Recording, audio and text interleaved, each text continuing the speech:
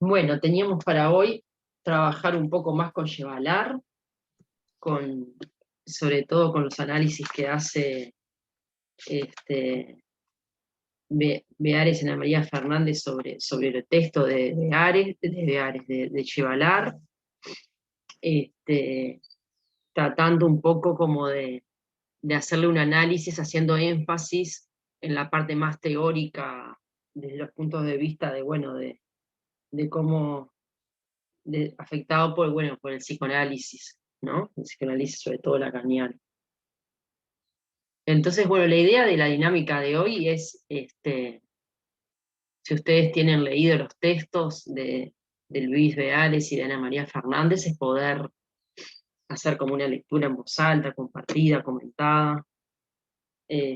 Bueno, yo creo que de las cuestiones más importantes, sobre todo del texto de Luis Beares, son estos cortes que él hace de poder ver más que nada en la parte de la introducción una lectura más centrada en un Yevalar más estructuralista, ¿no? Un Yevalar donde lo central está puesto en esa postura estructuralista, que nosotros estuvimos leyendo bastante, algunos párrafos, ¿no? Donde no es hacer la transposición didáctica como algo manipulable, que tanto los didactas de las disciplinas como los docentes puedan manipularlo, sino que somos efecto de esa transposición y trabajamos en la transposición didáctica, un poco retomando algunas cuestiones centrales que estuvimos trabajando, ¿se acuerdan? Entonces ahí me parece que como que esa cuestión es como bastante importante a destacar de esa primera postura estructuralista, ¿no?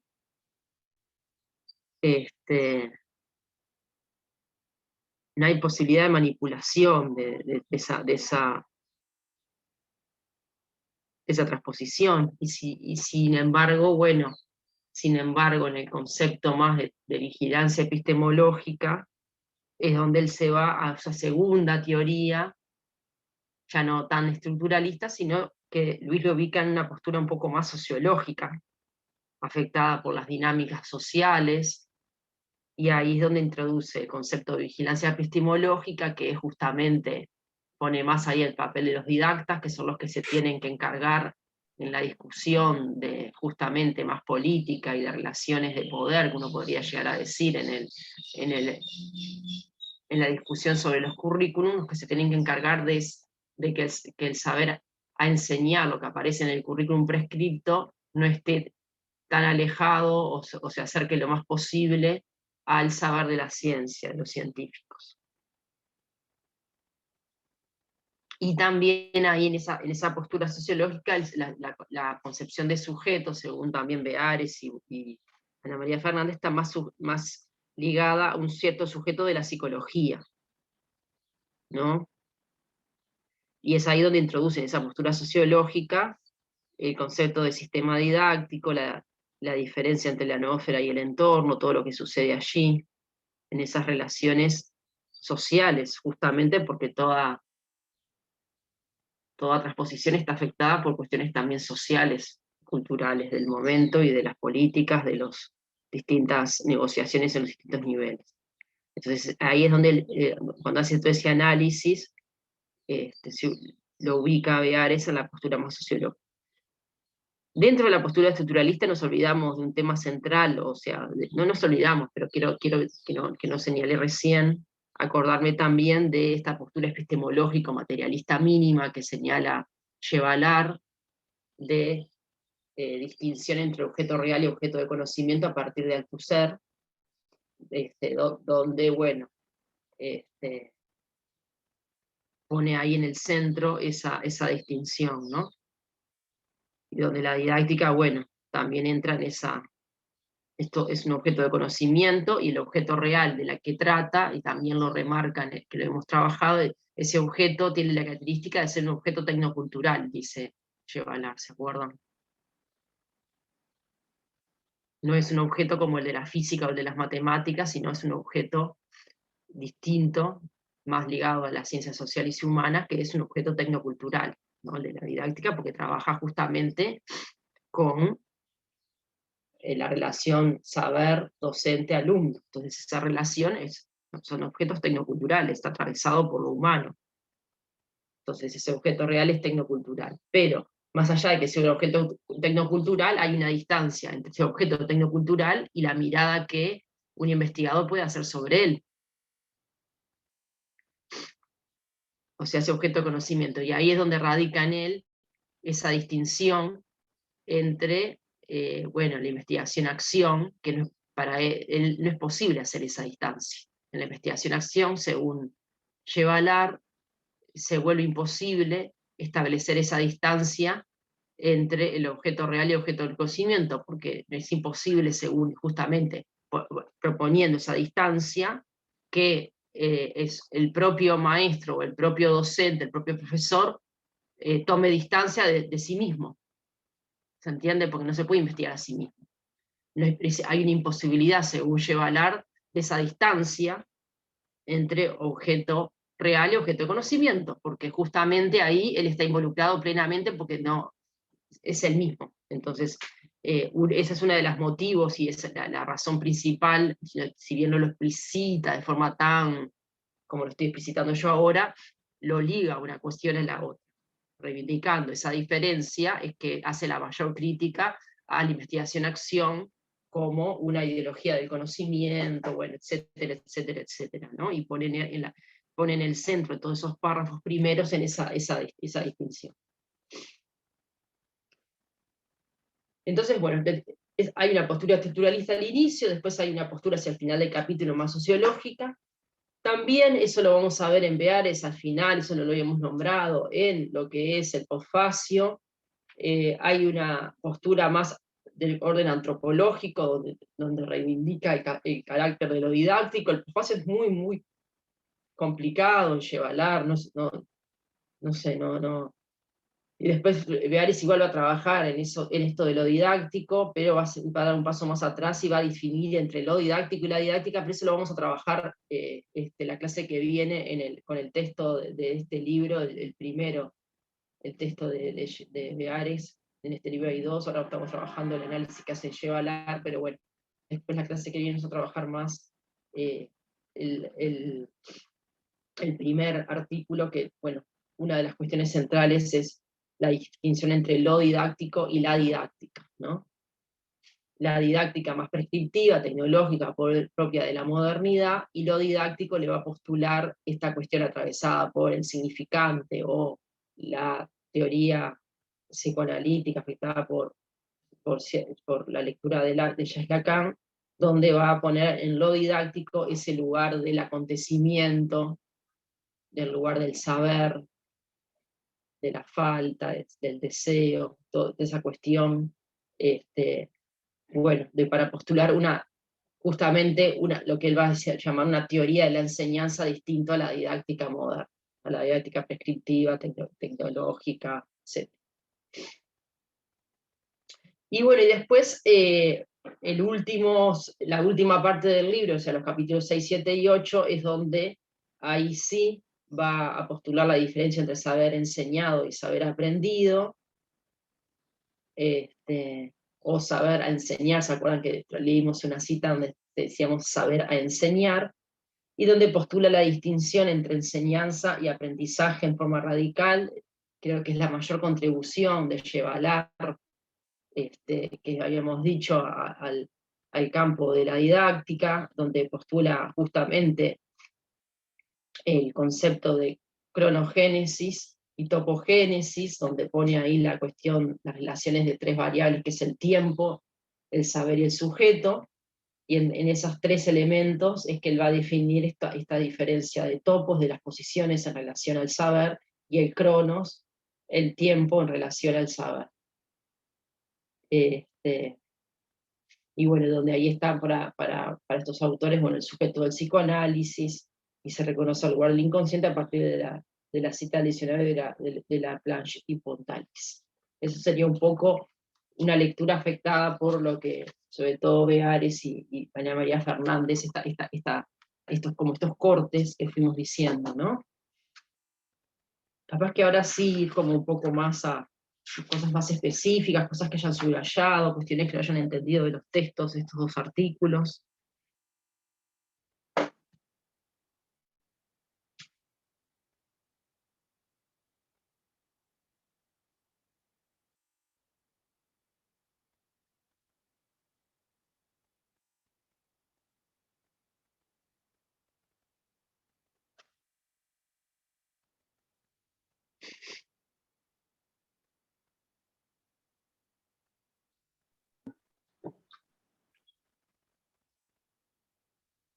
Del primer punto, lo que yo anoté fue que sitúa al autor en el contexto del pensamiento, que ya lo dijo usted, estructuralista y postestructuralista.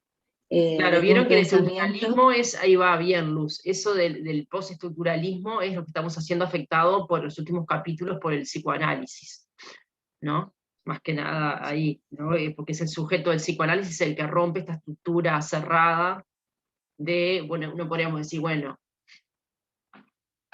nada se puede cambiar, entonces somos efecto total de la transposición del lenguaje y estamos totalmente sujetados a esa estructura donde el sujeto ahí no tiene nada de, bueno, no, ahí el postestructuralismo viene a decir, bueno, no, desde el punto de vista del sujeto del psicoanálisis, ahí hay se rompe esa circularidad cerrada de la estructura, de determinación, de una máquina de sujetamiento total por el sujeto del inconsciente. Es la explicación que se daría del postestructuralismo desde esta perspectiva, ¿no? Y que está, bueno, esto es en el contexto de los 60 franceses y hacia acá, 70, de las teorías, ¿no? Está afectada, bueno, las ciencias sociales empezó a estar afectada por el psicoanálisis, que afectó tanto a la lingüística, a la historia, a la filosofía, por supuesto, a la antropología, ¿no? Todos estos teóricos más estructuralistas, los grandes padres del estructuralismo, tanto de la lingüística, de Saussure, como de la antropología, Lévi-Strauss, bueno, fueron en cierta medida, a partir de estas afectaciones del psicoanálisis, en cierta medida esto que se dice del postestructuralismo, ¿no? Un poco para explicar esto del postestructuralismo. ¿Ah? Te dejo seguir con lo que estabas leyendo, lo que estaba... Sí, que dentro del pensamiento francés que representa que el ejercicio científico que exigía una determinación de una materialidad y la construcción de una teoría en el campo didáctico. Y que dice Beares que el autor está separado de la investigación didáctica más próxima a la psicología. ¿Puede ser así lo que entendí? Exactamente, esto que estamos diciendo, ¿no? Bueno, todo esto sobre todo por los últimos 3 capítulos que analizamos, con esta separación radical entre enseñanza y aprendizaje a partir de cuestionar la cuestión del tiempo y decir que hay una distinción y es imposible, él habla de imposible ver tiempos isomorfos, ¿no? Y cuestionar eso, bueno, a partir de ahí lleva como le podríamos decir, como del campo de la didáctica, el primero que viene a señalar ese corte radical y a tirar abajo esas teorías psicológicas que hablaban justamente del proceso de enseñanza y aprendizaje, ¿no? Hablaban como de un único proceso de enseñanza y aprendizaje, donde simultáneamente se daban ambos procesos o de forma muy confundida, y bueno, creo que es de las cuestiones centrales para destacar de Yevalar, ¿no? Entonces dice que se aleja de la tradición, del estudio de enseñanza y aprendizaje, y que jerarquiza la cuestión del saber, uniendo ambos aspectos en un ejercicio teórico y analítico. Exactamente, eso por ejemplo de la cuestión centrarse en el saber también, ¿no?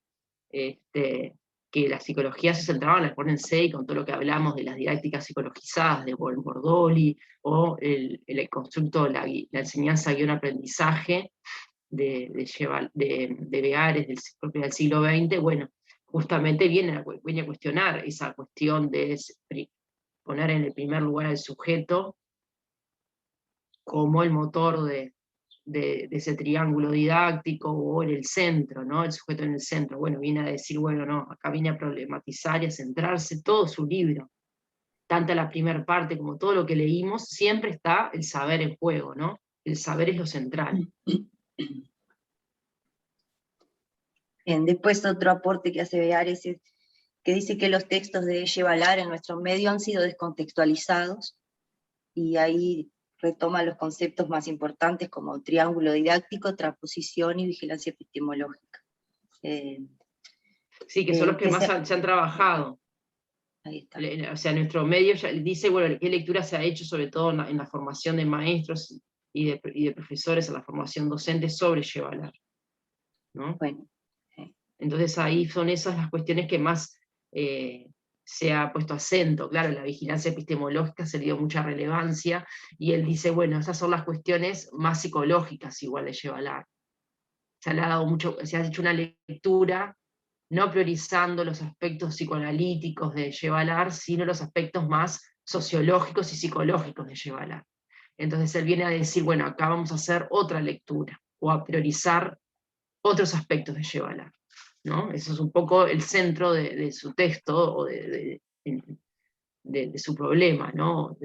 Que fue, bueno, fueron lecturas en seminarios de lectura bastante intensos que se hicieron en los años 2000, fines de 2002, 2003, y en 2004 dio a luz este libro, ¿no? Fueron, bueno, lecturas grupales de todos los integrantes de los docentes de todo el departamento, que se hicieron bastante meticulosas, viendo, bueno, en detalle, haciendo una lectura en detalle de Yevalar, y tratando de, bueno, de salir de estas lecturas, como que dice Beares, más canónicas de interpretación de Yevalar, y tratando de buscar otros elementos.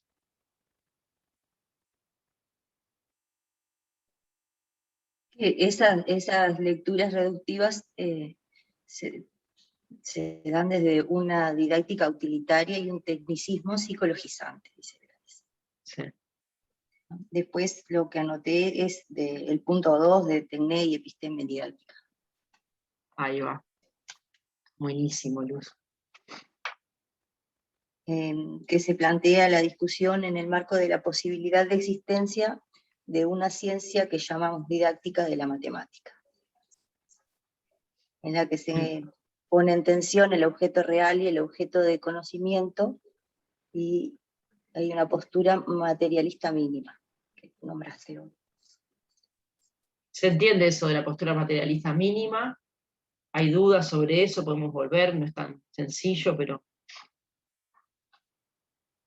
¿qué se entiende con eso?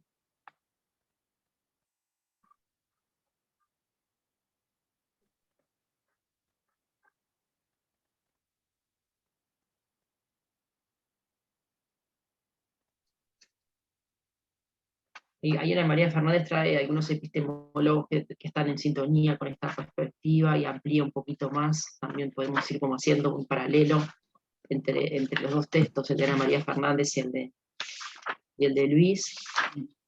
Luis hace como una lectura bien ciñéndose al autor. Ana María y trabaja con algunos otros autores. Se complementan ambos textos.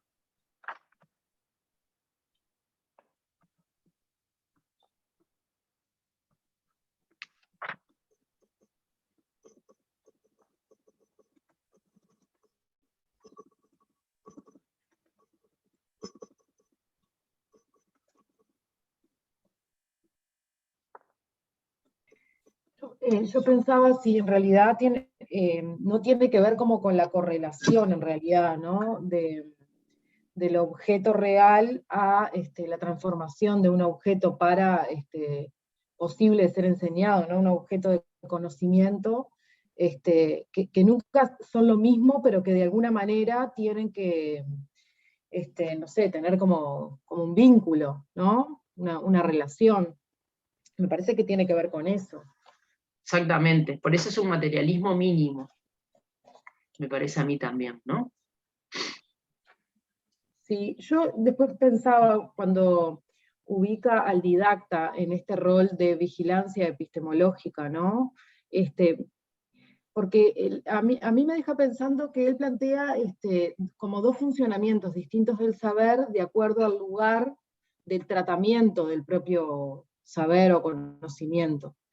Y al docente lo ubica en el lugar de, bueno, ese efecto de la transposición didáctica, está en la transposición didáctica, está la ilusión de que el objeto que está enseñando es el objeto real, digamos, ¿no? Como que hay una negación, eso también lo estuvimos viendo en la clase pasada. Ahora, ¿no hay de alguna manera una vigilancia también por el docente? ¿O esto es algo, una función únicamente del didacta? No sé, es como una pregunta, ¿no? Está buena la pregunta, y bueno, él está poniendo, creo, ¿no? Y ahí podemos discutirlo un poquito, pero como que hace un poco esta distinción, dos distinciones que vos venías trayendo. Primero, una distinción entre el lugar del científico, o, ¿no?, del funcionamiento laico del saber, académico, y el funcionamiento didáctico del saber, ¿no? Entonces ahí él dice, bueno, el funcionamiento laico o académico, en palabras de él, del saber, es un funcionamiento donde lo central es la producción del conocimiento, ¿no? Y el funcionamiento didáctico del saber, lo central es la reproducción del conocimiento. Si bien después ahí es donde en alguna cita textual él dice, bueno, pero, y le da la posibilidad de que, solamente en un lugar lo dice, de que también la escuela produzca algo del orden de conocimiento. Estoy buscando acá la cita exacta de eso. En la introducción lo habíamos leído. Acá, en la página 26 al inicio. Y cuando se lo observa, el funcionamiento didáctico revela incluso una verdadera capacidad de producción de saber a los fines de autoconsumo. Ahí lo dice, bueno, a los fines de autoconsumo la propia escuela, ¿no? Para su propio consumo. Esta creatividad didáctica, le llaman en cierta medida creatividad didáctica, introduce muchas variaciones sobre los grandes motivos de la más alta ascendencia, y ahí pone un ejemplo matemático. Dice, hasta cierto punto el funcionamiento didáctico es pues capaz de proveer a sus propias necesidades en cuanto al saber que se le va a enseñar.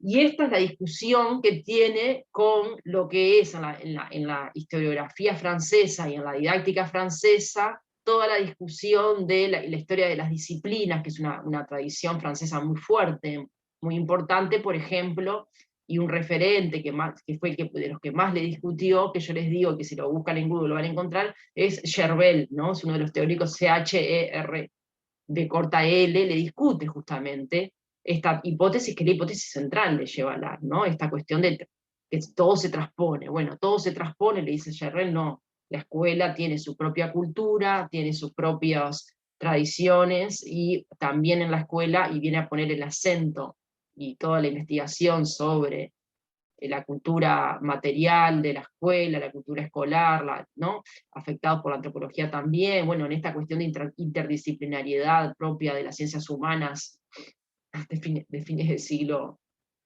XX para acá, o del cuarto. Entonces ahí le va a discutir, va a decir, bueno, la escuela también es productora de saber, bueno, y va un poco son las discusiones teóricas de perspectivas diferentes, además, ¿no? Teóricas diferentes, de epistemologías diferentes, etc. Pero está bueno como ver esa. Entonces ahí hay como una tensión fuerte o discusiones en el campo también de la didáctica y de Francia, ¿no? Pero por otro lado vos traías también en esto en esto muy bueno que traías, Lucía, traías también, bueno, sí, a ver, retomando un poco tu pregunta, esto sería como una de los aspectos que Yevalar más, bueno, hace la diferencia, y yo creo que ahí, en cierta medida, también Luis Beares como que agudiza todavía o va a tomar solamente, o va a seleccionar de Yevalar sobre todo este aspecto para desarrollar también su teoría de la enseñanza, ¿no? Esta cuestión fuerte de, bueno, el funcionamiento productivo del saber es del orden de la academia y de la investigación y de la ciencia, ¿no? Sería en términos tanto de Yevalar como que podríamos pensar, ¿no? Como de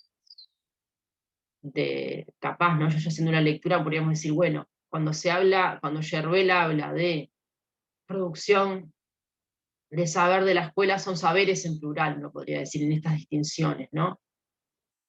No son tanto el saber, ¿no? En términos singulares. No sé, esto lo podemos discutir, pero me parece a mí que está hablando más Yerbel de saberes en plural, otro tipo de saber. Claro, porque no es el saber en relación a la ciencia, entonces serían otros saberes de la vida cotidiana, del mundo escolar, o sea, cultura popular, o otros, serían todos saberes en plural, ¿no?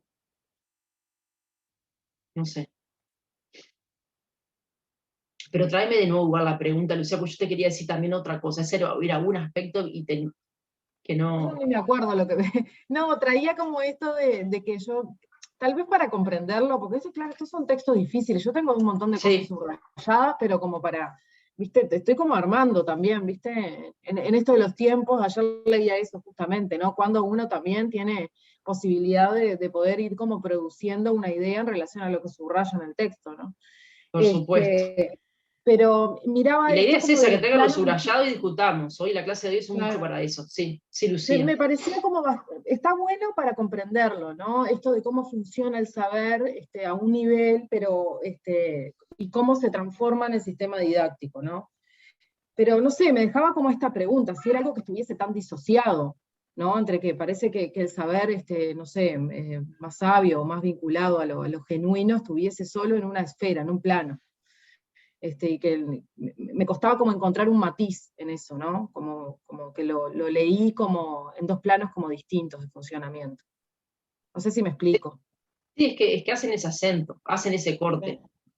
Los Que para autores. entenderlo está bueno, porque ahí uno ubica, ¿no? Justamente, piensa bueno, cómo sería ahí la producción de ciencia, ¿no? El tratamiento de la ciencia, el saber sabio, cómo entra en juego el saber, el sujeto y los tiempos en el sistema didáctico, ¿no? Esto de los tiempos que explica tanta cosa, ¿no? Que uno la vive cotidianamente en los espacios educativos.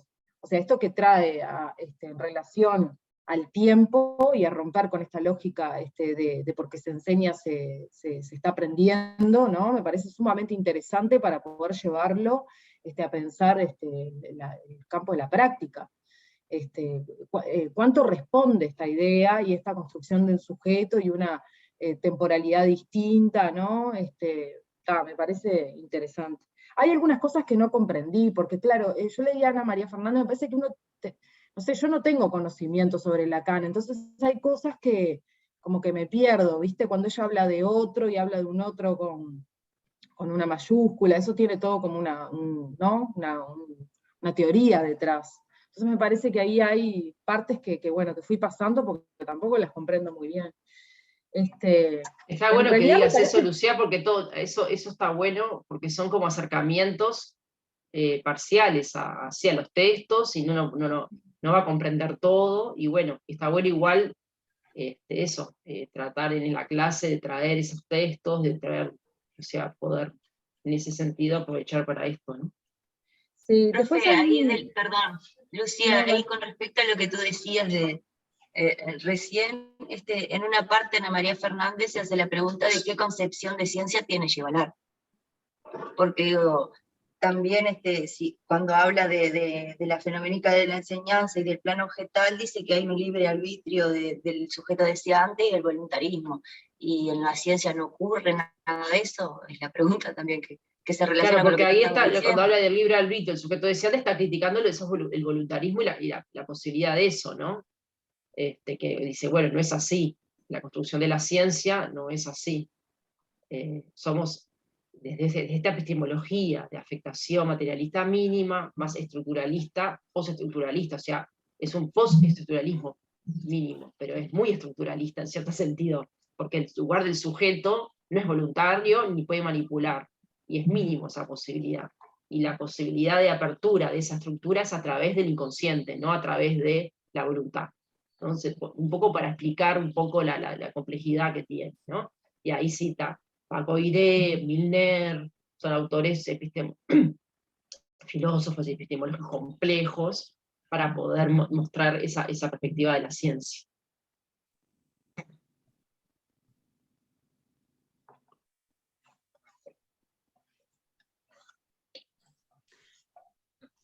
De esta cuestión que traía Lucía, que me parece interesante, Ana María, da creo que dos conceptos importantes, ¿no? Sobre la distancia entre el saber sabio y el saber enseñado.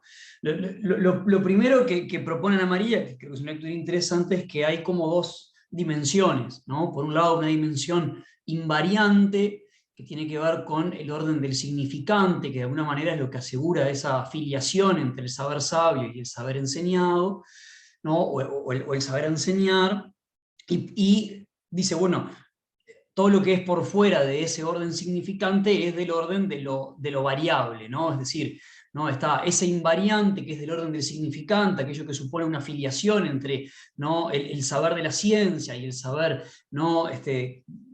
digamos, de la enseñanza, el saber didáctico, y por otro lado, ¿no? Todo lo que resta es del orden de la variación, digamos, ¿no? Tiene que ver con ese trabajo de transposición que transforma, ¿no? Ese objeto de la ciencia, digamos, en un objeto a enseñar.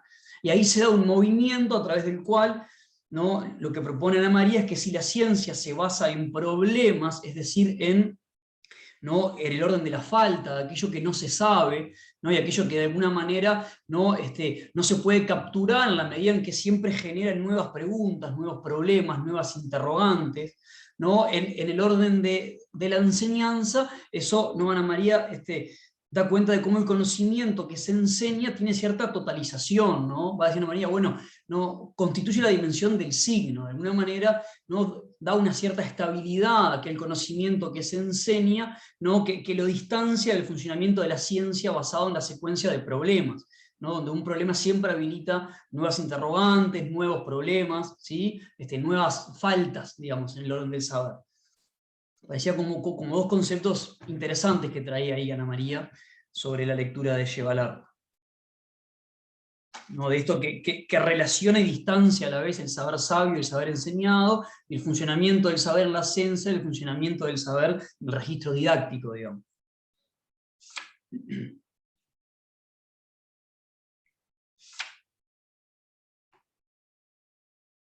Más que puedo leer ahí alguna cita para comentar eso.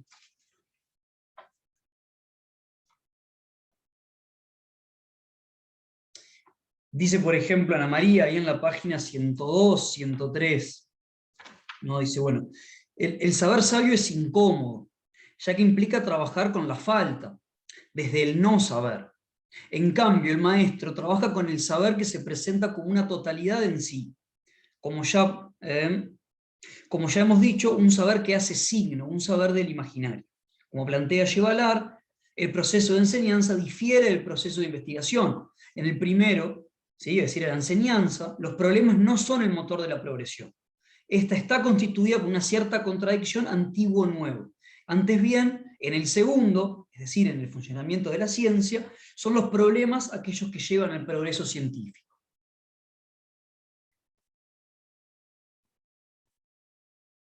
¿No? Y después avanza un poquito más y explica esta idea, ¿no? Dice, el significante que falta, ¿sí? El problema, en palabras de Yevalar, es lo que la ciencia trata de tematizar, de capturar. Es desde allí que trabaja el científico, intentando capturar algo de lo real y llevarlo a lo simbólico. Ahora bien, una vez agregado un significante a esa cadena de significantes pertenecientes a la formación discursiva de la que se trate, aparecerá otra falta. Esto es lo que sostiene el deseo de la ciencia. Una vez capturado el objeto, el significante metonímicamente se desplazará a otro, ¿no? Para oponerlo al funcionamiento de la enseñanza, que de alguna manera implica cierta estabilidad, cierta totalidad del conocimiento a la hora de transmitirlo. Bueno, eso nomás. En la página 104 habla del objeto de deseo como que está continuamente pospuesto, dice, ¿no? El deseo no es una relación con un objeto, sino la relación con la falta. Léelo, Lucía, la cita, que está bueno. El objeto de deseo es continuamente pospuesto, por lo cual el deseo es una metonimia. Además, surge siempre en el campo de otro. ¿El otro vendría a ser el inconsciente? ¿La idea de inconsciente? Es decir, dice, es decir, en el inconsciente, lo pregunté antes de leerlo. Hay un solo objeto de deseo, el objeto A representado por una variedad de objetos parciales. El objeto A no es el objeto hacia el que tiende el deseo, sino la causa del deseo. El deseo no es una relación con un objeto, sino con la relación con una falta. ¿Por ahí? Una de las fórmulas más reiteradas de Lacan es: el deseo humano es el deseo del otro. Esto no lo entendí mucho, no sé si es que el deseo de uno es como más un deseo social o construido a partir de un otro, no sé si tiene que ver con eso. Que siempre es como no sé cómo explicarlo. Sí, viene un poco por ahí, ¿no? Capaz para hacer una lectura más amena, ¿no? Por ejemplo, Freud, en El malestar de la cultura, trabaja esta idea de que esa incompletud constitutiva, digamos, de la humanidad tiene que ver con la inserción cultural, ¿no? La medida en que la cultura no solamente, ¿no?, de alguna manera habilita, ¿no?, ciertas formas ¿no?, producir la realidad, pero al mismo tiempo implica cierta decisión respecto de, ¿no?, ciertas, ¿no?, cuestiones más, si se quiere, primitivas del sujeto. De alguna manera no hay allí una insatisfacción constitutiva que tiene que ver con la inserción del sujeto en la cultura, ¿no? Entonces, un poco ahí esta idea de que siempre el deseo, ¿no?, es un deseo insatisfecho, es un deseo que, ¿no?, de alguna manera siempre está en puja con distintas tensiones que tienen que ver con la relación, ¿no?, del sujeto con la cultura, con el orden simbólico, ¿sí? El otro viene a ser como algo del orden del no yo, de lo que no está en mí.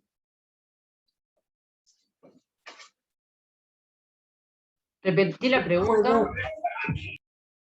Si el otro, o la otredad, como lo nombra, viene a ser algo del orden de lo que no pertenece al sujeto, que está fuera de él, ¿no? ¿Puedo decir algo? Porque la verdad que el no, psicoanálisis no.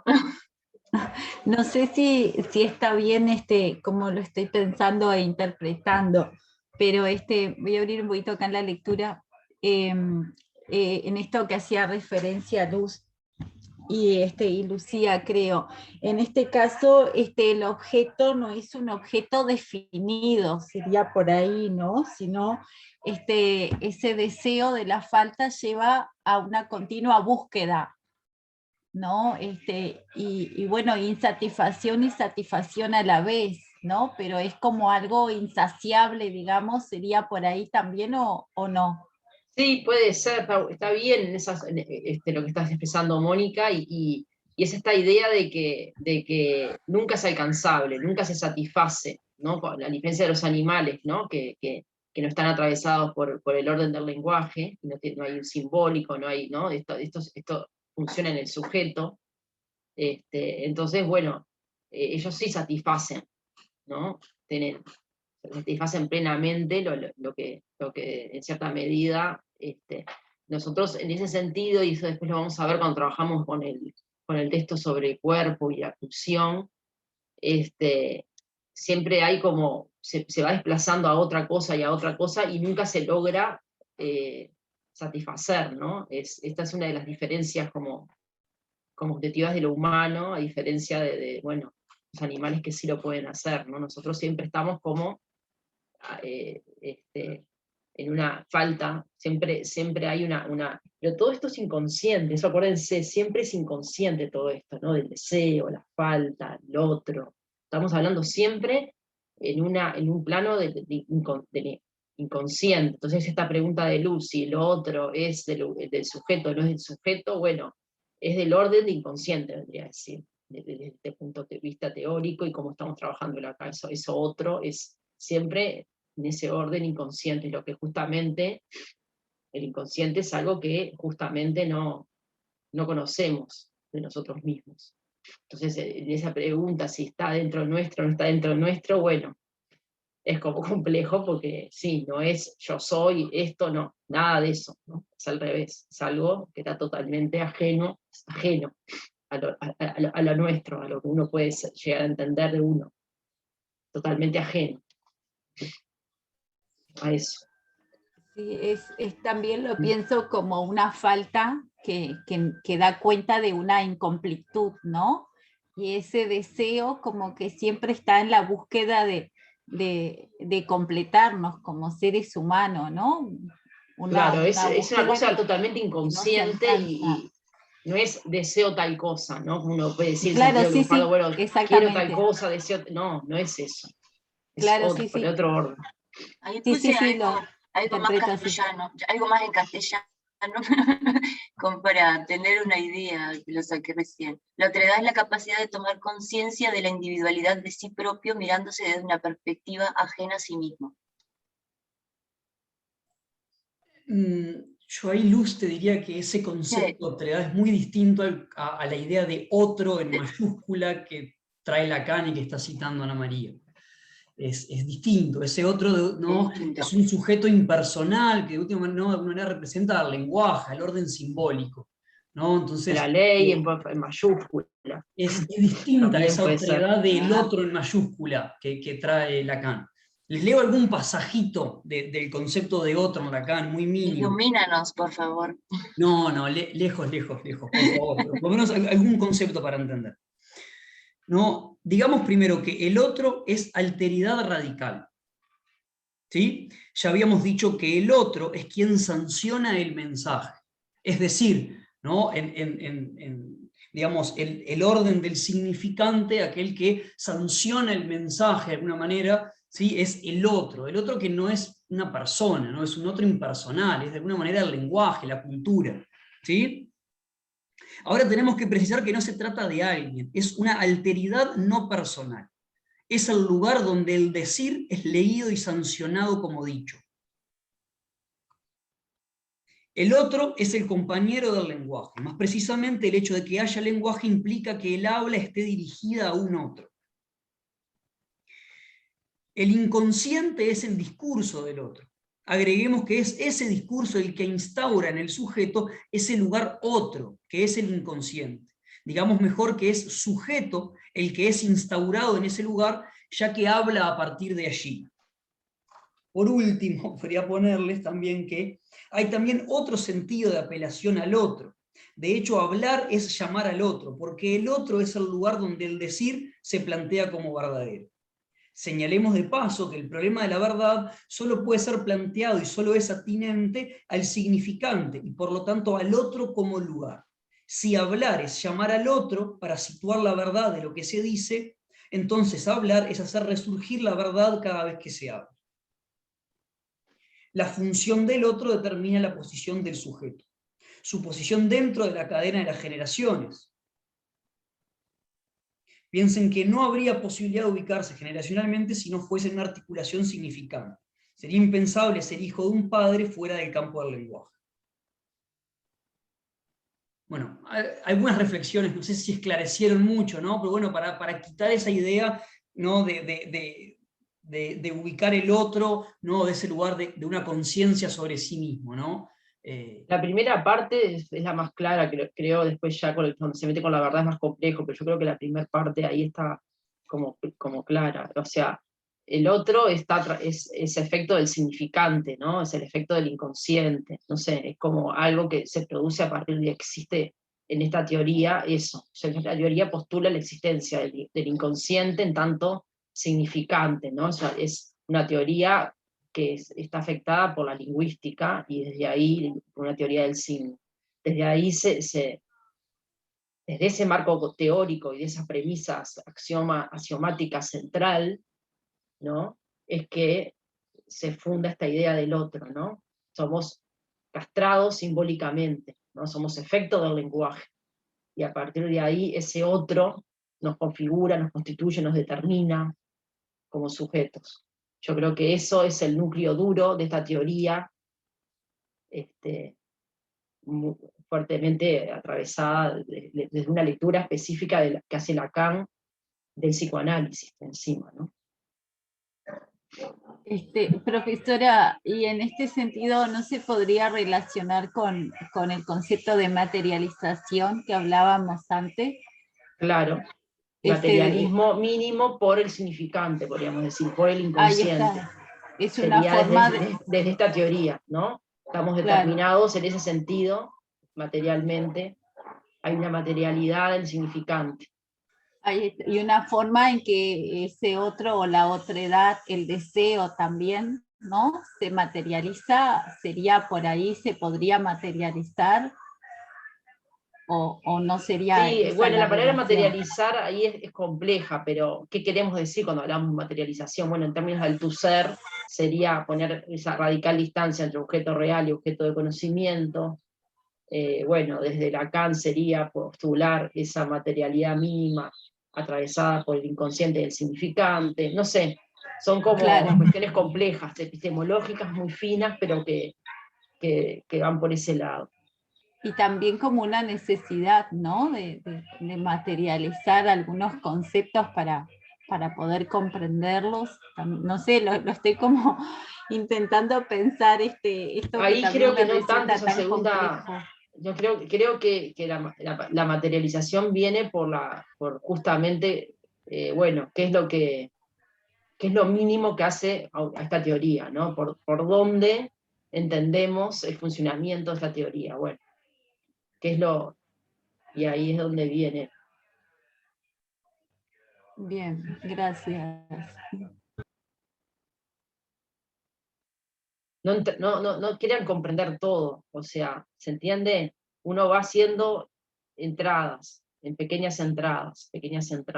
Es complejo, muy complejo. El tema es que si no lo comprendo, después en el parcial me va mal. No, Mónica, bueno, son entradas, estamos hablando ya de niveles acá como... Mónica, es muy complejo. Yo tuve el curso de TAS y todavía sigo con los conceptos del psicoanálisis ahí rompiéndome la cabecita. Y no logro. A mí sinceramente como que me resulta un poco apasionante el psicoanálisis, pero sí es bastante complejo.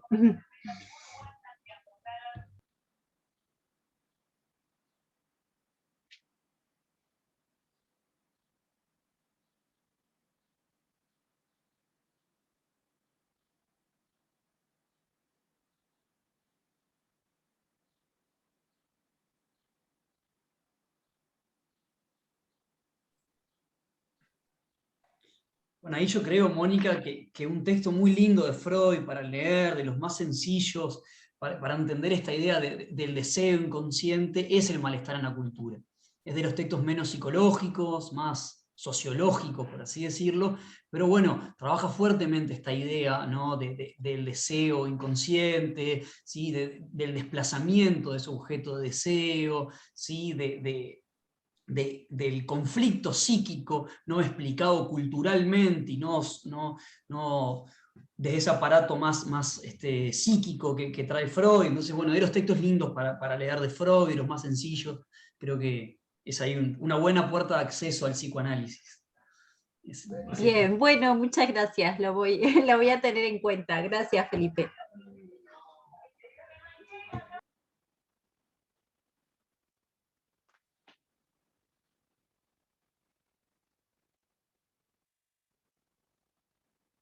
Bueno, ¿qué otros hallados de estos dos textos tienen para compartir, para ir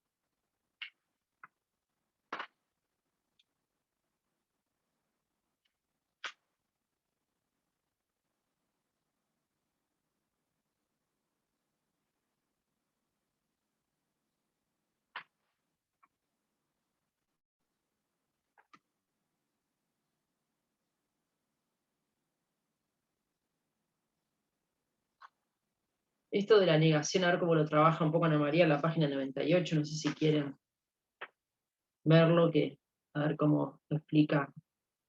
Porque Ana María como que lo que nos hace es profundizar, toma algunas cuestiones de Yevalar y profundiza psicoanalíticamente, que es su fuerte, en algunos conceptos, ¿no? Acá, por ejemplo, esto, en la página 98, ¿no? Entiende que este tercer término, triángulo didáctico, ha sido olvidado, dejado de lado, y se ha construido toda una teorización de la didáctica en tanto que relación docente-alumno. Planteamos que, más que olvido o negado, ha sido forcluido. Si bien, bueno, ahí porque, bueno, va a otros conceptos, ¿no? De psicoanalíticos.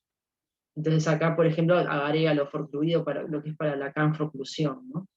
En la nota al pie 24. Utilizamos el concepto de Lacaniano de forclusión en uno de sus sentidos más generales, en tanto que mecanismo por el cual un elemento significante es rechazado del orden simbólico como si nunca hubiera existido. De esta manera queda clara la diferencia entre forclusión y negación. La negación para Freud supone negar justamente algún elemento cuya existencia ha sido previamente registrada. Por la forclusión todo ocurre como si el elemento nunca hubiera existido, por tanto no involucra ningún juicio de existencia inicial. Y tal, y ahí manda a leer a Lacan, ¿no? Si bien para que dicha brecha se produzca, ahora volví al cuerpo del texto, continuando ahí desde forcluido. Si bien para que dicha brecha se produzca se requiere negar el origen del saber, el tiempo y el lugar, y que sabemos que resulta necesaria para que ese saber a enseñar pueda resultar en un acto didáctico, esto no implica que más que negación haya una forclusión. Se impone que el enseñante tenga claro que al preparar un curso está trabajando con o en la transposición didáctica, pero eso no implica hacer la transposición. Insistimos en que esto no significa que la didáctica excluya en su análisis el origen de ese saber. Para el didacta resulta esencial, por un lado, la introducción de ese saber en la descripción del fenómeno de la enseñanza, y por otro lado, el análisis de la transposición como materialidad. Esto permitirá desmantelar la fricción de identidad en tanto que acto de negativo del origen del saber enseñar y el saber enseñado. Resistencia y denegación son los mecanismos necesarios para mantener esa ficción de identidad de los objetos de saber. Entonces acá explica, ese distanciamiento del saber sabio es una ilusión imaginaria, ¿no? La ilusión la pone ahora acá, ¿no? Todo lo que trabajaba de Yevalar, de la ficción, ella habla ahora de ilusión imaginaria necesaria, ilusión que lleva a ser signo. O sea, como que lleva todos los conceptos de Yevalar, los profundiza un poco más y los vincula con el psicoanálisis lacaniano y te explica los términos del psicoanálisis lacaniano. Eso es un poco lo que yo entiendo, es lo que hace continuamente en su texto Ana María Fernández, ¿no? Porque bueno, es lo que maneja y es lo que se ha dedicado años a estudiar el psicoanálisis lacaniano en grupos de estudio, bueno, ella es psicoanalista, trabaja de eso. Entonces, acá, en la ilusión imaginaria, la nota al pie dice, lo imaginario es el reino de la imagen en la imaginación, el engaño y el señuelo. Las principales ilusiones del imaginario son las de totalidad, síntesis, autonomía, dualidad y por sobre todo semejanza. Lacan tiene una desconfianza cartesiana respecto de la imaginación como instrumento cognitivo. Lo mismo que Descartes insiste en la supremacía de la intelección pura, pero no depende de imágenes, como único modo de llegar a un conocimiento cierto. Bueno, y acá, ¿no? Esa ilusión imaginaria necesaria, dice Ana María, volviendo al cuerpo del texto. Ese distanciamiento del saber sabio es una ilusión imaginaria necesaria. O sea, ¿qué queremos decir? Que funcionamos así. O sea, nosotros funcionamos cuando nos comunicamos, cuando, ¿no? Funcionamos en el imaginario. Es la manera, ¿no? De que nosotros tenemos que funcionar y eso es necesario. El tema es que, bueno, justamente esa manera de funcionar es ilusión, es ficción, ¿no? O ilusión, dice acá, que lleva a ser signo entre ambos saberes, ¿no? Es un poco lo que... El hacer signo también, ¿no? Tenemos el término signo tal como lo define Lacan a partir de su lectura de Saussure, lo que representa algo para alguien, ¿no? La representación, en el orden de, ¿no? El signo está en el orden de lo imaginario, el hacer signo, representación, ¿no? Y bueno, es necesario que peguemos como docentes todo el tiempo esa distancia. Esa es la manera de funcionar y es necesario que sea así. Eso es un poco lo que está ahí trayendo acá.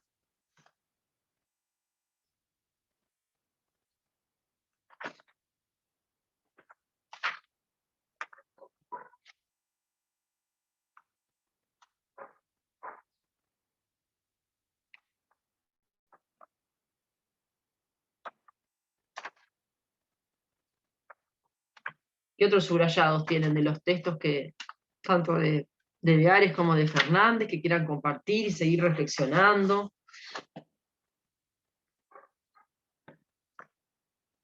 o preguntando?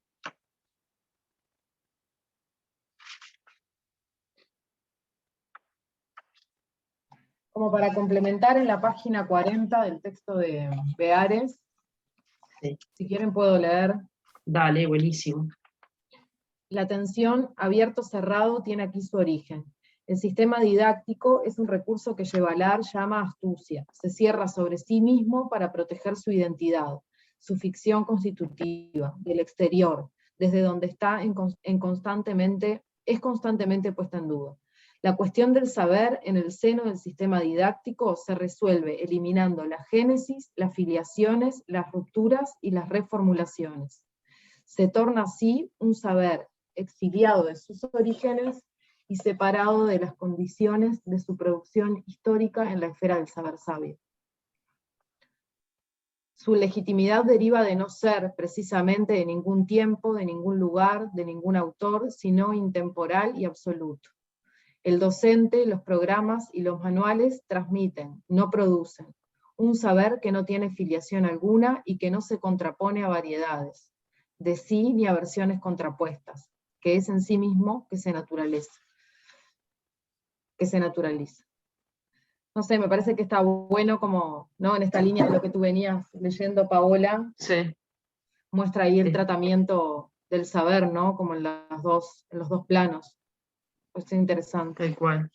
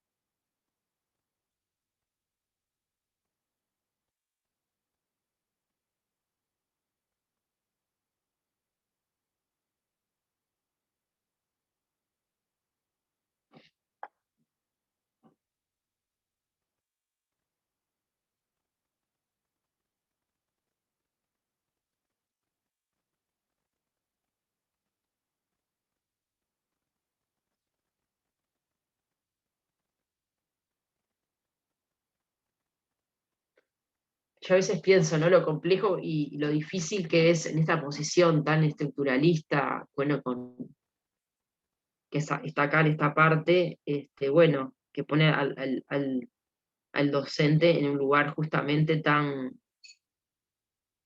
ajeno a sus como dice Luis acá, totalmente ajeno a sus posibilidades directivas, dice, ¿no? A las posibilidades de... Y bueno, es la atención a la discusión, yo creo que es la misma discusión o es parecida a la discusión a nivel más de la sociología de la educación, entre los críticos reproductivistas, ¿no? Que ponen, bueno, el lugar de la escuela y analizan el lugar de reproducción en una máquina justamente estructural, y otros que le han discutido ese lugar de reproducción, y le han postulado también un lugar de producción. O sea, es la misma, me parece que es una discusión en cierta medida similar entre los críticos reproductivistas y después los que, más McLaren, Giroux, Apple, que van a postular también, bueno, un cierto lugar con un agencialismo mínimo, sin perder la visión estructural y aceptada por el marxismo de la reproducción de clase y de género, de raza, de la escuela y de la sociedad. Bueno, van a postular un lugar a la escuela de posibilidad de cierta medida de agencia, ¿no? Y bueno, yo creo que acá, en un plano más didáctico, de discusión más didáctico, yo creo que la discusión entre Yevalar y Yerbel, un poco también viene por ese lado, ¿no? Bueno, en qué lugar deja a la escuela, al maestro, más allá de reconocerse una posición estructural, etcétera. No sé, como para seguir pensando. Voy a tener que hacer una selección, creo que a partir de todo esto para el próximo año, hacer una selección de un texto de Yerbel que discuta estas ideas y traerlo como curso, al curso. Estuve buscando, no encontré uno que me convenciera, pero vamos a hacerlo porque es necesario.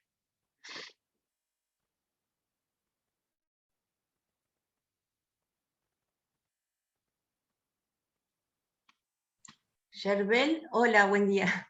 Buen día. Yerbel, que es francés, Sí, es francés de todo lo que es la tradición de la historia de las disciplinas, cultura escolar, cultura material de la escuela, viene por esa tradición de investigación. ¿Y también sigue el psicoanálisis o no?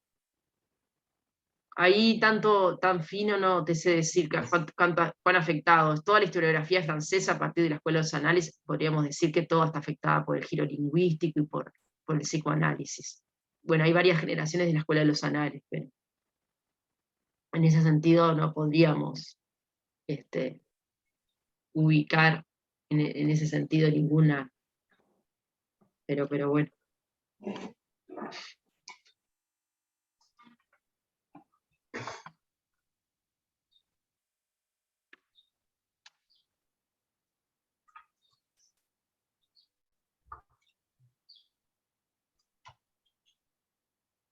Yo no tenía ese texto, lo había leído, pero tuve un problema hace unos cuantos años que se me perdió toda la información de la computadora y perdí los textos que tenía sobre eso, pero bueno, me voy a...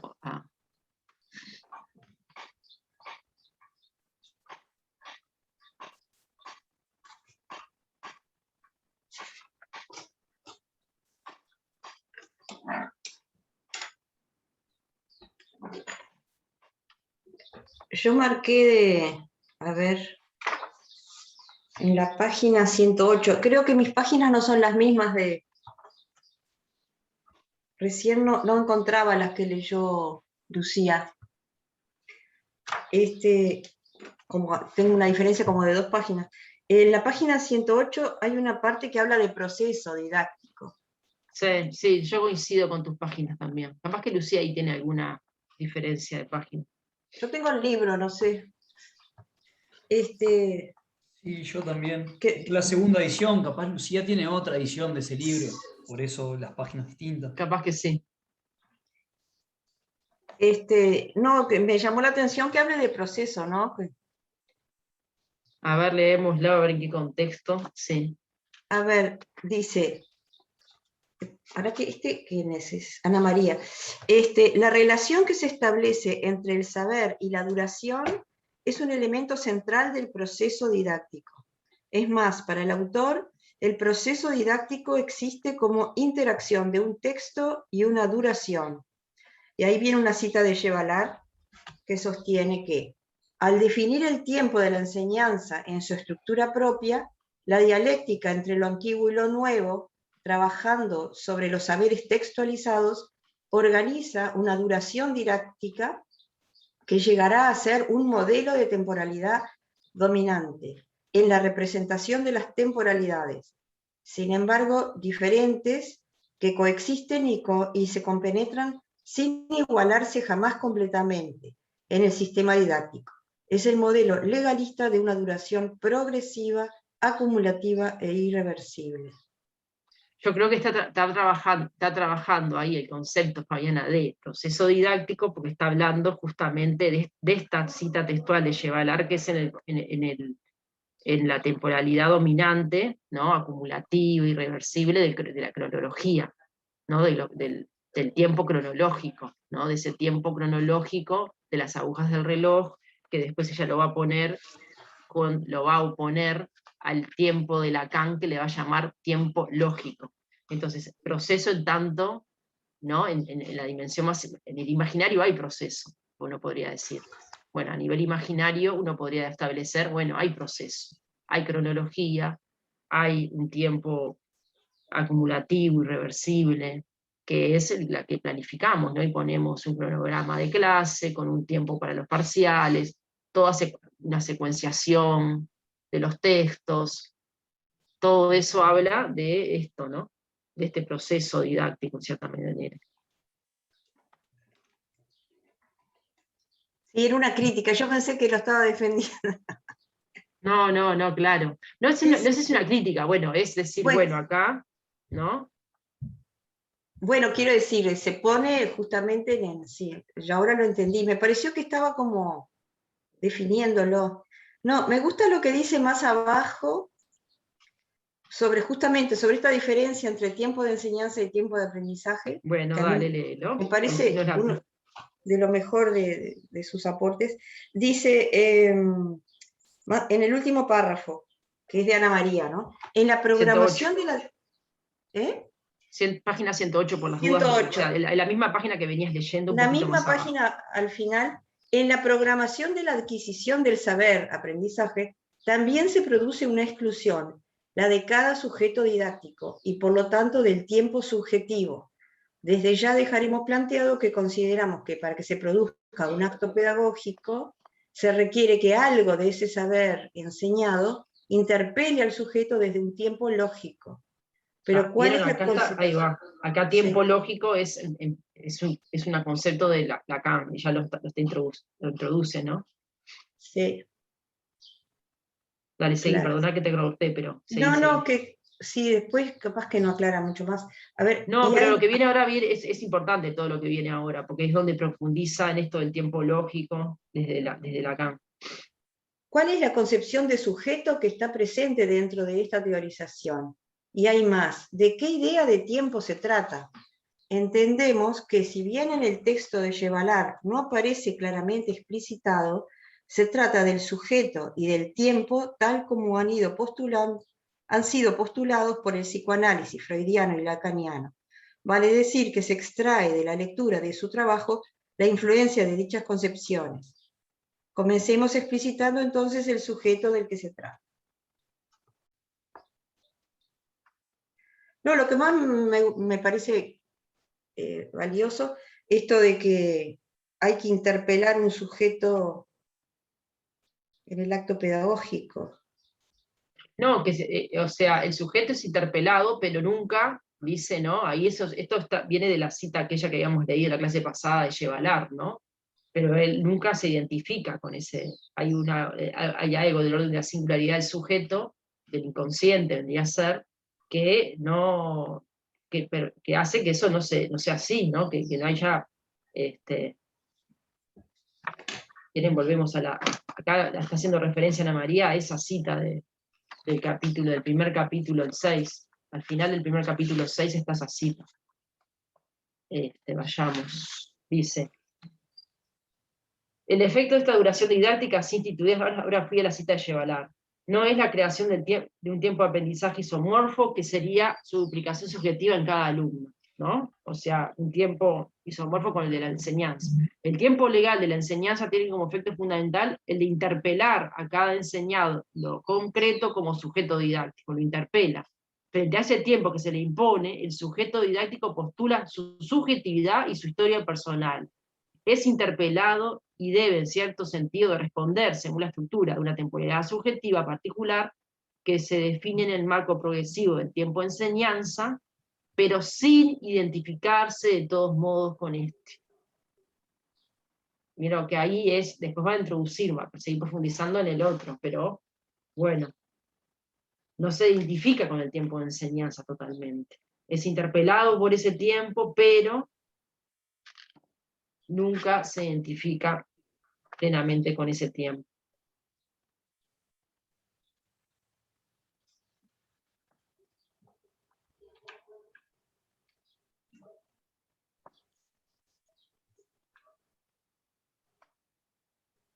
Y bueno, y ahí es cuando ya afirma esta cuestión del tiempo lógico.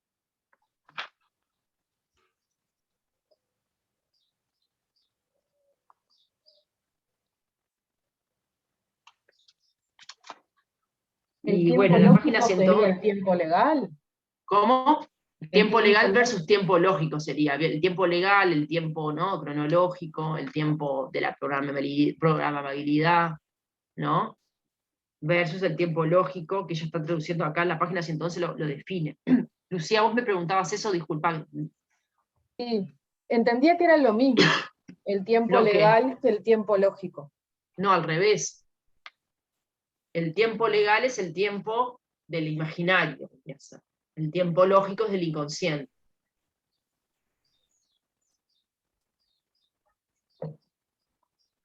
La confusión imaginaria. Miren, acá, si quieren, para ir viendo en la página 111 al final, dice: el abordaje lacaniano en la cuestión de la temporalidad, dice al final en el último párrafo de la página 111. El abordaje lacaniano en la cuestión de la temporalidad se caracteriza al menos por 3 innovaciones. Los tiempos lógicos, ahí está, en negrita. ¿Vieron? Inclusive y negrita. El énfasis en el après-coup, retroacción, y en la anticipación. Vieron que son cuestiones que Yevalar de alguna manera trabaja, las retroacciones las trabaja, la anticipación también, no tiempo lógico. La distinción entre el tiempo cronológico y el tiempo lógico, ahí lo explica. Apuntar a toda la teoría del tiempo en Lacan. Plantea que el tiempo lógico tiene una estructura tripartita que puede formularse en términos matemáticos, cuyos momentos son el instante de la mirada, el tiempo para comprender y el momento de concluir. O sea, después acá hay una cita larga al pie, que bueno, estos tiempos están construidos en una lógica intersubjetiva basada en una tensión entre aguardar y precipitarse, entre la vacilación y entre la urgencia. El tiempo lógico es el tiempo intersubjetivo que estructura la acción humana. Cuando Lacan habla del tiempo, se basa en la distinción susseriana entre el aspecto sincrónico y diacrónico del lenguaje. Es decir, que el tiempo lógico es una estructura, un estado sincrónico relativamente estable. Esto está en la base de la concepción freudiana del inconsciente como intemporal, atemporal. Se agrega además que el tiempo puede actuar en sentido inverso, por retroacción y anticipación. Los acontecimientos presentes afectan al sujeto a posteriori de los pasados, après-coup, puesto que el pasado solo existe como un conjunto de recuerdos constantemente reelaborados. Por su parte, la anticipación designa el modo en que el futuro afecta al presente. Pensamos que esto es lo que está detrás del planteo de Yevalar. Lo que sucede en cada sujeto como aprendizaje implica tener presente, entre comillas, la asunción del problema de la articulación entre muchas temporalidades no isomorfas. La reelaboración es una necesidad que permite la construcción misma del saber, más exactamente a lo que hemos llamado su preconstrucción.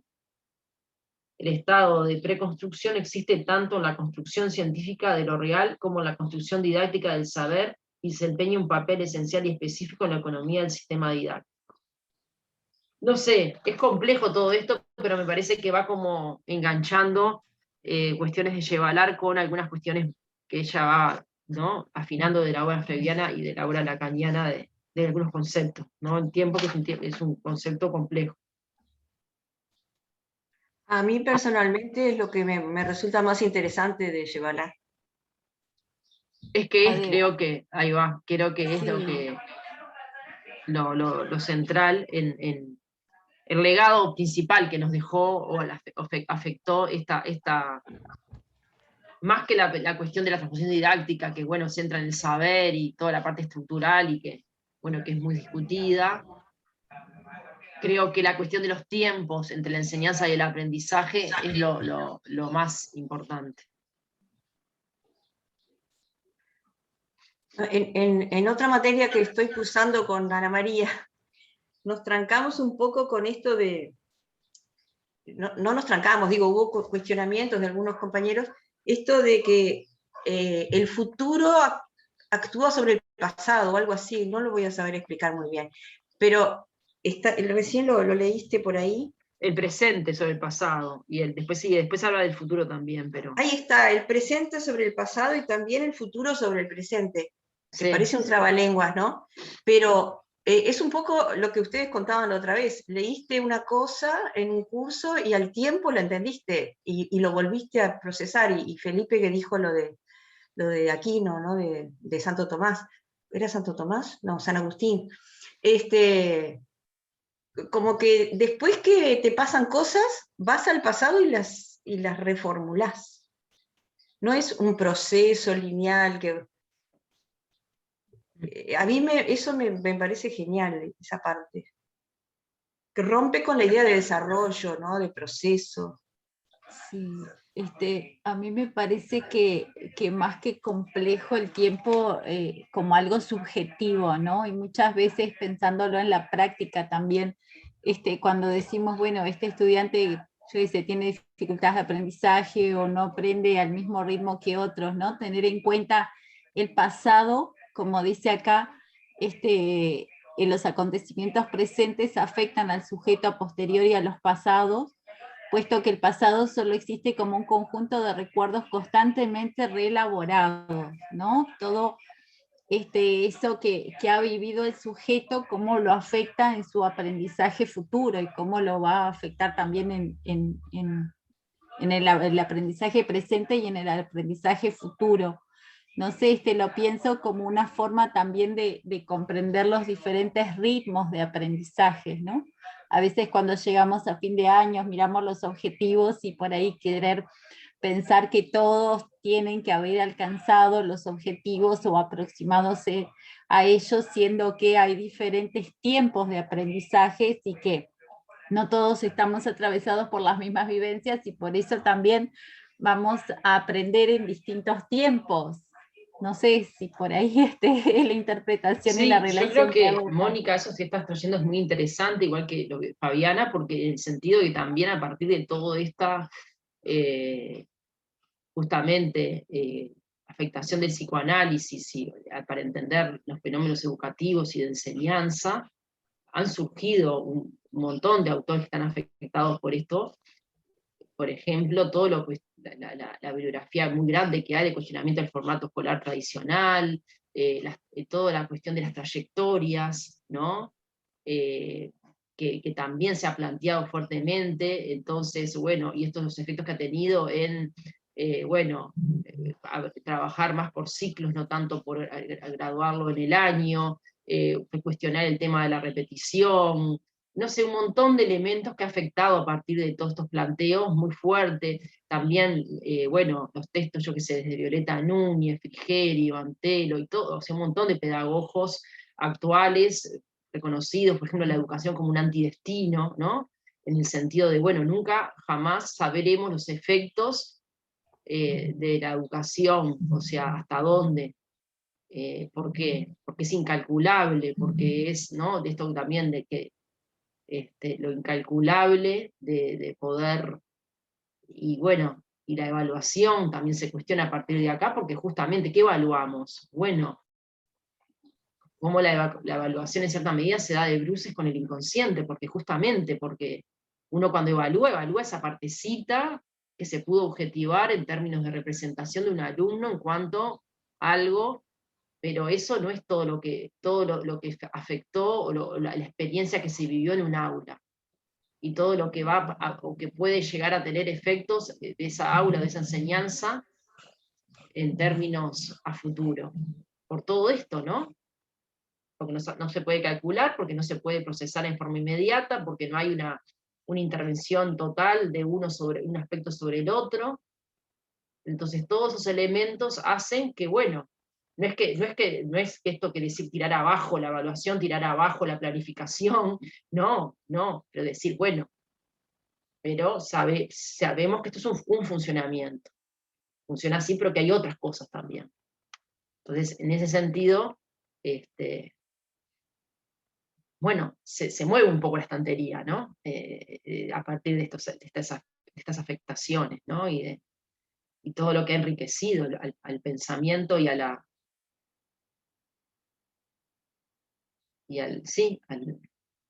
construcción, sí, en términos tanto pedagógicos como didácticos, a partir de todos estos, que son múltiples, ¿no?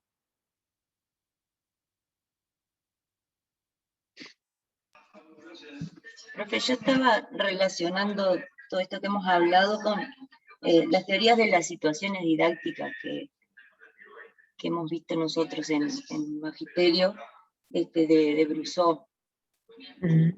Rousseau también es francés, se dedicó también a la didáctica de las matemáticas, es muy citado, por ejemplo, por Camillioni, y acá lo llega a citar, a Rousseau también. Sí. Creo que lo llega a citar, creo, no estoy seguro. Y veía, no sé si está bien mi relación, como que en esas situaciones estaría dado el tiempo legal. Sí. ¿No? Porque él habla de situación de, si no me equivoco, contextualización, situación de problematización, de socialización, de institucionalización, y ahí en el recorrido de esas situaciones se puede ver todos estos aspectos que hemos visto, por ejemplo, el de lo antiguo y lo nuevo, la banalización del saber, la relación del sujeto con el objeto de enseñanza, el texto de saber como legitimación de lo científico, y ahí que entra la ideología, ¿no? En esa transposición del saber sabio al saber enseñado. Sí, yo no manejo a Brousseau, ni me he dedicado, ¿no?, a la didáctica de las matemáticas, ni a la epistemología, pero sí, creo que vos que lo has dado, acá justo estoy mirando la bibliografía del texto de Chevalard, y hay un texto de Brousseau con otros autores, sobre, ahí va, dedicado a la didáctica de las matemáticas dentro del IREM también, que él también trabaja en el IREM, que es el Instituto de las Matemáticas. O sea que... Igual te digo que se aplicaba para todas las áreas, no solo para la matemática. Nosotros nos ponían a hacerlo desde ahí, toda la planificación. Sí, claro. Y si querés retomar un poco más los aspectos de Brousseau para ver que entendamos un poquito más el planteo, bárbaro. A ver la profe de didáctica. Ya Fabiana la mandó al centro, Mariana. Vamos, Fabiana. No, yo lo tengo claro, pero me parece que viene a ser como una especie de, como lo que hace Camilón, y no sé, una especie de sugerencia de lo que hay que hacer. Pero a veces se toma al pie de la letra, ¿no? Pero me parece que el concepto de retroacciones estaba en Brousseau, esto de que los alumnos, porque era muy importante que los alumnos se enfrentaran al problema, y allí ellos mismos, con sus verbalizaciones y sus acciones y retroacciones, creo que usaba la palabra, no me acuerdo ahora, ellos como que llegaban a construir, es medio constructivista, construir el saber. Y bueno, después el maestro es el que toma todas esas cosas y las formaliza, les da estatus sabio, porque lo dice el docente. Eso es la institucionalización. Mucho nombre. A mí me parece que abusan de los nombres esta gente. Estamos atravesados por el lenguaje y las palabras. Y bueno, es parte del juego.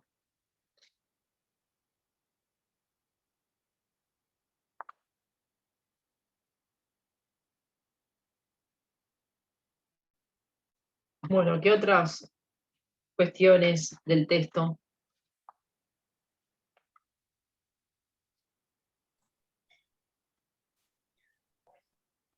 Yo a mí hay algo que me resulta siempre interesante de Llevalar y que lo recuperan a María en el final del artículo, y es esta posición del supuesto saber que ocupa el docente, ¿no? Como ¿no? Es un lugar necesario para que se dé, ¿no? Realmente esa situación de transferencia. No sé si usa esa palabra, Ana María, pero bueno, vos Paolo, ¿no? Lo Sí, traías yo lo digo a la transferencia, tal cual, la otra porque clase. ese es el lugar, ¿no? Si no, es imposible. Exactamente, me parece, ¿no? Bien interesante, más allá del elemento ficcional, ¿no? De todo lo que Llevalar, bueno, cuestiona esa relación lineal, esa temporalidad única, legal entre la enseñanza y el aprendizaje, bueno, esa necesidad de que el docente ocupe ese lugar del supuesto saber, ¿no? Para que se produzca ese acto pedagógico, llamémosle, ¿no? Que de alguna manera supone allí no solo la enseñanza, sino un campo posible de aprendizaje. Capaz que lo leo, Ana María, y lo comentamos si quieren. Dale, Yo lo tengo en la buenísimo. página 114, pero es antes de las consideraciones finales, es como el último apartado, un poco después de lo que venía leyendo Fabián. Pensamos que se trata, de una manera absolutamente innovadora dentro de las teorías didácticas, de describir aquello que sucede en la relación de enseñanza entre el enseñante y el sujeto didáctico. Como condición para que se produzca el acto pedagógico, el enseñante deberá ocupar el lugar de supuesto saber, que también en palabras de Llevalar es de un supuesto anticipado, ¿no? Y ahí trae una cita donde trae esta idea de la transferencia. ¿No? Dice en la cita, en la nota, perdón. Es fácilmente reconocible que Llevalar está emulando el concepto de sujeto supuesto saber acuñado por Lacan, para dar cuenta de aquello que sucede en el proceso analítico, ¿sí? Lo que él denomina la transferencia. En cuanto el sujeto que se supone que sabe existe en algún lado, hay transferencia. No designa al analista, sino a la función y al lugar que el analista puede llegar a ocupar en la cura. Lo que constituye esa posición del analista es una relación particular con el saber. Y ahí sigue en el cuerpo del texto.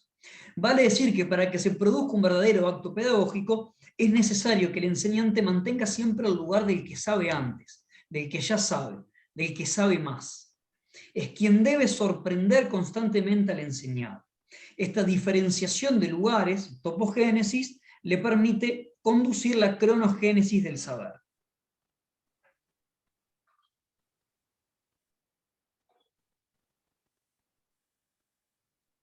Y ahí en la nota del pie 43, ahí está la cita textual de Llevalar. ¿Te quedaste callado, Felipe? Sí, no dejé de hablar. Leo esa cita entonces.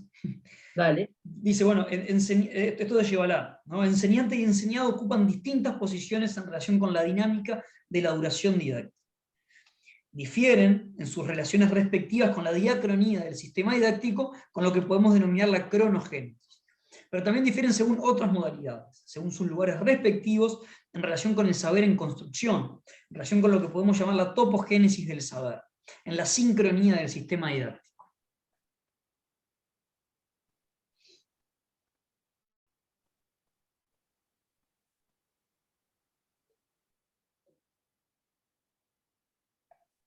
Sí, a mí me parece re interesante esto porque es lo que, bueno, ahí en la nota al pie lo ligó con la transferencia explícitamente a ella misma, ¿no? O sea, para que algo del orden del saber ocurra, ¿no? Tiene que haber algo de esto de la transferencia. La transferencia siempre es de orden estructural y esa relación al saber, en términos inconscientes, ¿no? Pero es lo que ocurre en todo acto de enseñanza para que eso ocurra. O sea, si uno está en una clase, esa posición del enseñante en relación al saber es lo que le permite, bueno, que algo del orden de la transferencia ocurra. Pero siempre es ligada al saber, ¿no? No es en términos de relación pedagógica, volitiva, ¿no? De la motivación, como dirían otros, sino acá es explicada en términos más bien inconscientes, ¿no?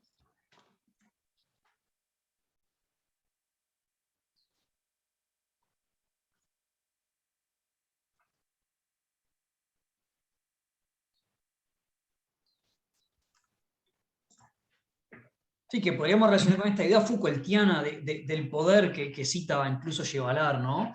Esta idea de que bueno, el docente de alguna manera actualiza constantemente esa posición, ¿no? O reafirma constantemente esa posición, digamos, de supuesto saber, ¿no? Y es lo que le permite de alguna manera dominar, ¿no? La cronogénesis y establecer ahí esa simetría. Me hace acordar también a los planteos también desde otro lugar de la reivindicación de la simetría, ¿no? Acá también uno podría decir, ligando con otros autores de otros cursos, ¿no? Uno podría decir, bueno, acá también hay una cierta, que ya lo hemos hablado, lugar, por ejemplo, con Hannah Arendt o con otros autores que ubican esa responsabilidad en relación al saber, ¿no? Y al docente como transmisor, y la palabra transmisión, ¿no? Como el constitutivo de la enseñanza y bueno, y central para que esto, ¿no? Ocurra, ¿no? En esta reivindicación de que tanto, bueno, a causa de, bueno, de tanta psicología, de tanto lugar del sujeto, se olvidó el saber. Bueno, acá hay una, por supuesto, en Yevalar una vuelta y una reivindicación del lugar del saber todo el tiempo, y esa simetría, ¿no? Acá podríamos decir, bueno, acá hay una simetría también, en términos de esto de que sabe antes, sabe más, está explicado desde otro lugar, pero también, bueno, reivindicando este lugar de asimetría y de responsabilidad del docente. Por supuesto que la palabra responsabilidad es desde, ¿no? Desde Arendt, igual tinto al inconsciente, pero me parece que también, bueno, son planteos que en cierta medida también ubican, ponen en el centro el saber y bueno, y ubican ese lugar para el docente, ¿no? Sí, a mí me hizo acordar a Arendt cuando habla de la autoridad, que la autoridad en parte viene de ese saber más, que no tiene que ver con imponerse, sino con algo que se visualiza, ¿no? Sí.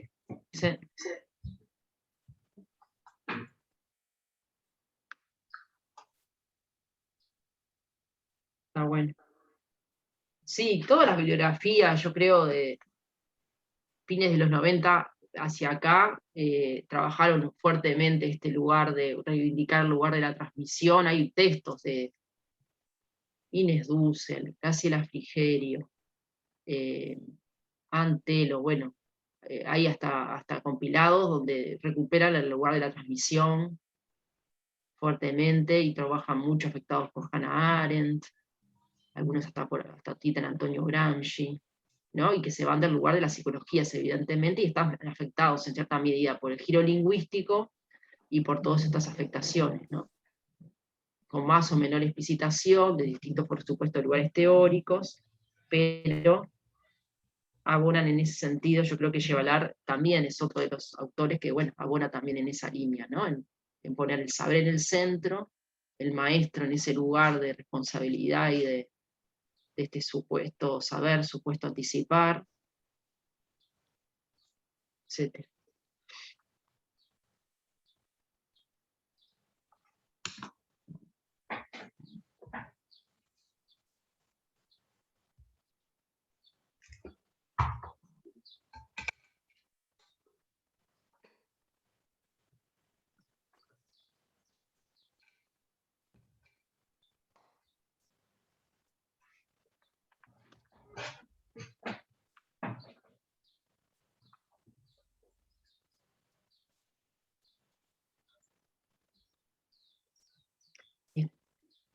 Antelos, de los que más yo hice fue un curso con él hace muchos años, cuando estaba cursando la maestría, sobre el tema de la autoridad pedagógica, y estaba muy en esta línea, también reivindicando, se ha dedicado a problematizar y trabajar la autoridad eh, del maestro, de la idea pedagógica.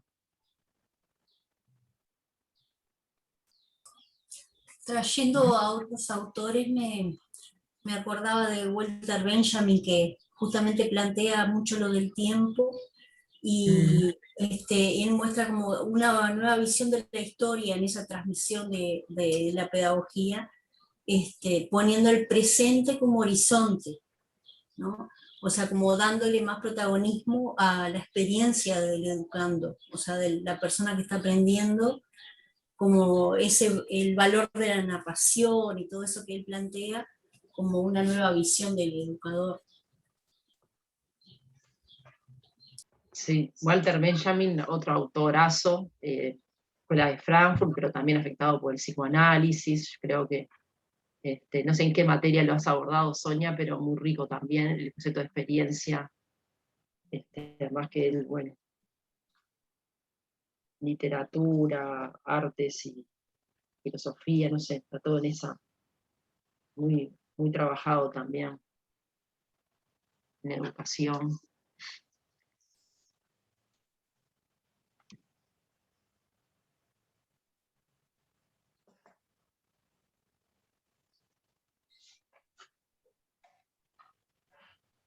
Ahora que trajiste Benjamin, una recomendación sobre el tiempo. Darío Strachenbacher tiene una conferencia sobre el tiempo que es muy buena. Trabaja, bueno, con la idea de la temporalidad subjetiva de San Agustín, trabaja con Benjamin, bueno, hace todo un análisis de distintas perspectivas teóricas, filosóficas sobre el tiempo, que es bien interesante, la verdad. Si está en YouTube. Escribilo en el chat el nombre. Sí, escribí el nombre, por favor.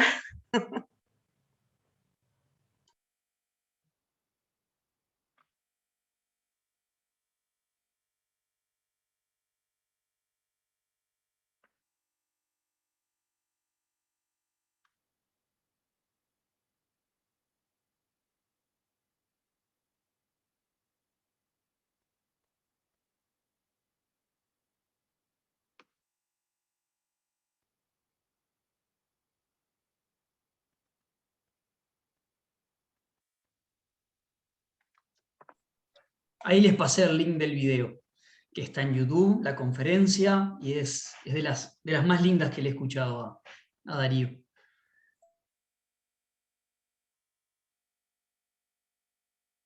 Gracias.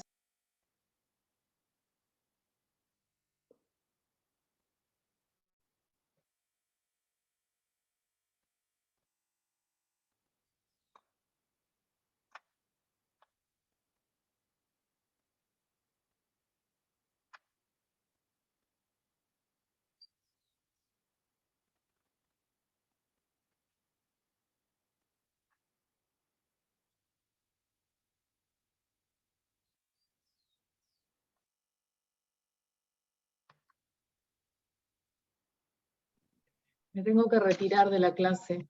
Hasta el viernes. Bueno, nos Que vemos. pasen bien. Chao. Chao, chao. Chao, chao.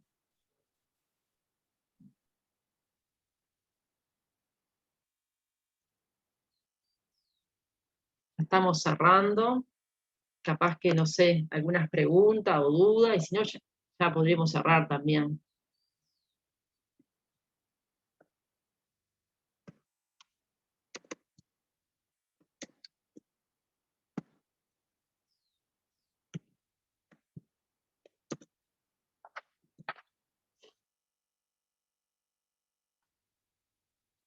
Capaz que, bueno, decirles que el viernes vamos a trabajar el primer texto de este libro, que es el de Luis Beares, sobre, es como una condensación de los principales aspectos de la teoría del acontecimiento didáctico, ¿no? De qué trata, qué quiere decir eso. Bueno, vamos a discutir y trabajar ese texto.